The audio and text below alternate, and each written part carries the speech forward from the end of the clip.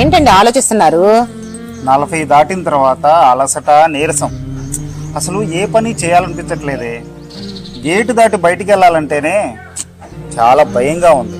28:30లో అయితే ఎంత లేట్ అయినా ఎక్కడికి వెళ్ళినా అసలు నీరసమే అనిపించదు.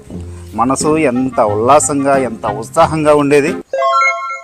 అదే 20-25లో అయితే వసంతలా ఉండేది. ఆ జీవితమే వేరు.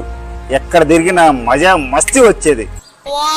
42-45 దాటితే ఏమవుతుందోననే ఆందోళన, ఆలోచిస్తుంటేనే భయంగా ఉంది. అబ్బా, 40 సంవత్సరాల వయసు దాటిన తర్వాత మీకే కాదండి, ప్రతి ఒక్కరికి అలానే ఉంటది.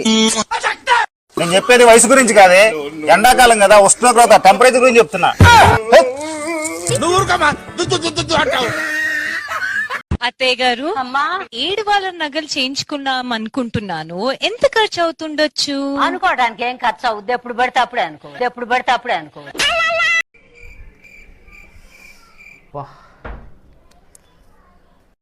ఏమైంది మాము?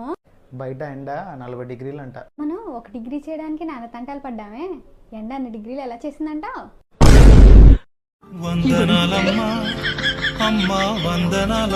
అయినా నేను పిచ్చిదాన్ని కాబట్టి నిన్ను పెళ్లి చేసుకున్నా. ఫోన్లే, ఇప్పటికైనా తెలుసుకున్నావు. మరి నా సంగతి ఏంటి?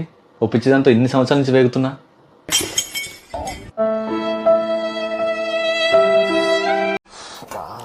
ఆకలి అవుతుంది. రేష్మ ఆకలి ఉంది, అన్నం తీసుకురా రేష్మ.